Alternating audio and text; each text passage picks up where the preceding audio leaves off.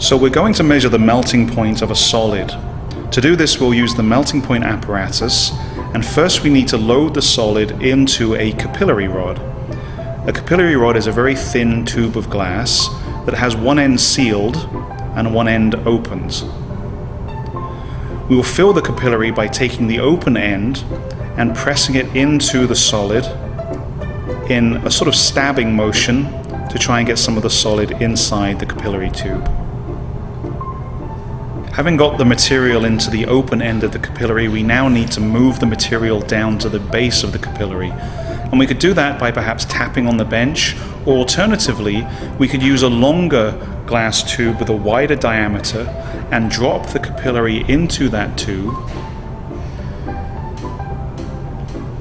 And as the capillary bounces, it will force some of the material from the open end of the capillary down to the base of the capillary.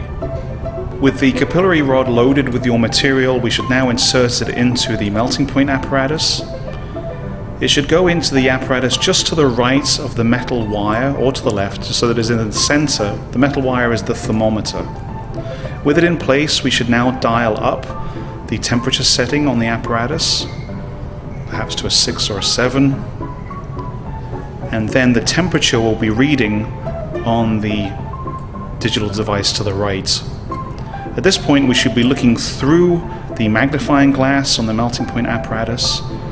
And once the material starts to melt, we should make note of the temperature. And when the material has completely melted, we should write down a second temperature. Your melting point should be a range.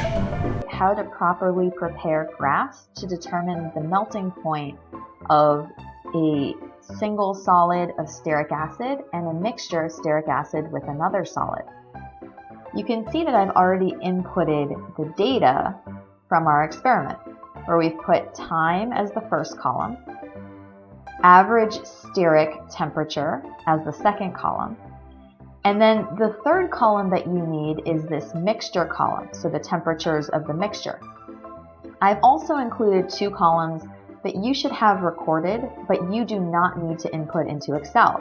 So this is the change in the average stearic acid temperature going from the first point to the second point. And in this case, that first change is 0.54. The reason you don't need to put this in Excel is you won't actually be graphing this data, though we will be referring to it in order to decide how to correctly graph the data. So you can see that I've highlighted the change data in 2 different colors. The first color is blue, and all of these values for change are 0.5 or greater. And all of the change values below that are highlighted in orange are below 0.5.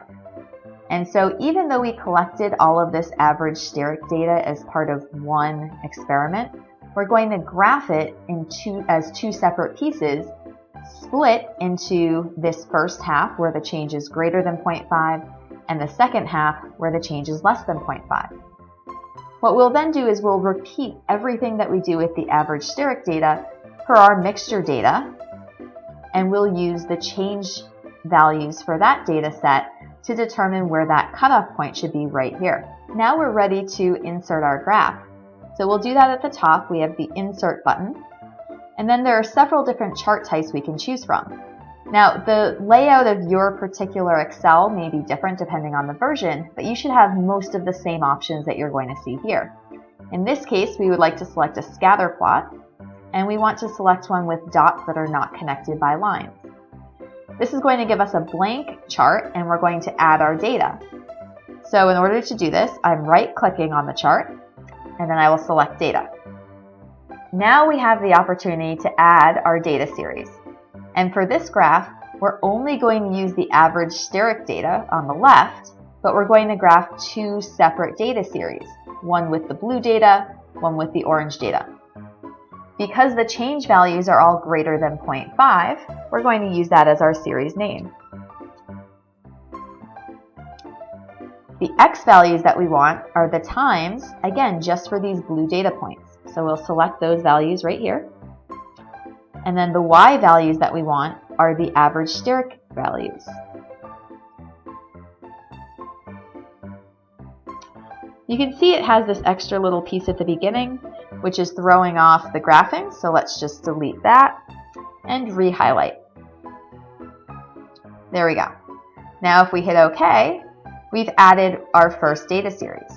We now want to add a second data series, still using the average steric data, but now for the orange points at the bottom. So we'll title it less than 0.5 temperature difference. We'll select the times as the x values. And we will select the average steric values for the y values. And now we can press OK and see what our graph looks like. You can see that the temperature of the steric acid slowly decreased over time, and it decreased more and more slowly as time progressed.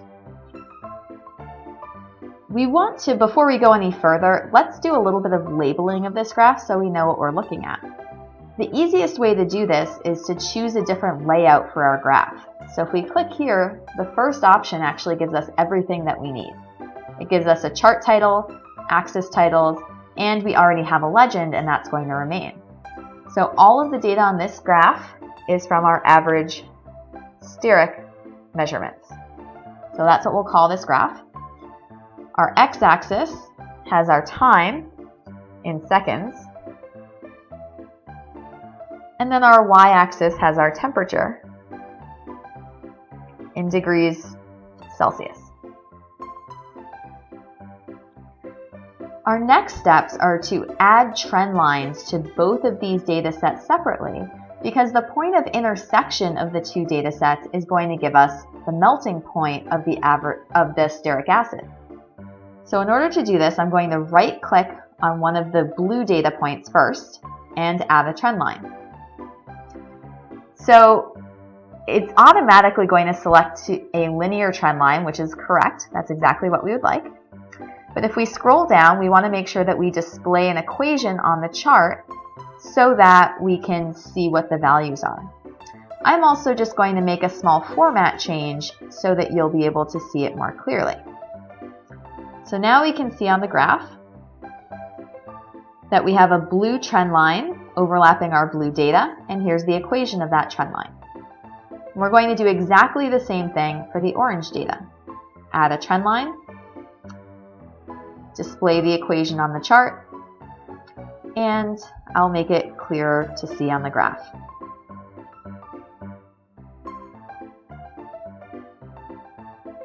At this point, we now have done everything that we need to with this graph, and all we need to do to find the melting point of the steric acid is to find the intersection between this line and this line. Before we do that, I want to point out that we can estimate that quite well just by looking at this graph. So we can see that these two lines should intersect right around this point, and so the melting point will be the temperature at that point of intersection. So when we calculate the melting point, we expect to get a value based on this data very close to 70 degrees Celsius. So when we get our actual value, we're going to want to check it and make sure that it's close to what we see on the graph, and if it's not, it means something went wrong with our calculations. The final step to finding the melting point for the steric acid is to use Wolfram alpha. You can see that I've gone to the web address right here. Use Wolfram alpha to calculate the intersection between the two lines that we have in Excel, and the y value will give us the melting point. So what you're going to do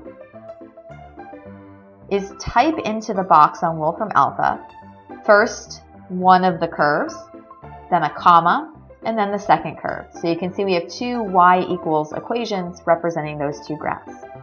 And then we'll hit the equal sign. And Wolfram alpha is going to now calculate the x and y coordinates of that intersection point.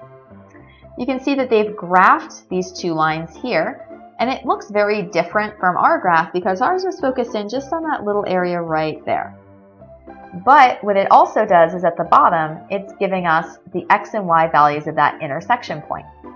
And as we mentioned, the y value is the temperature at the intersection point. And this value in our case is 69.5 degrees Celsius. And that is in fact very close to the value of 70 that we estimated from the graph, so we can be confident that we've typed our equations in correctly and that we've used the correct value. You'll note that it could be easy to accidentally use the x value here, and then you would get a very unrealistic melting point for the stearic acid. Now that we've done all of the graphing and calculations for our stearic acid sample, you'll now go back and follow the exact same steps using your mixture data, creating a separate graph and doing a second intersection calculation to get a new melting point.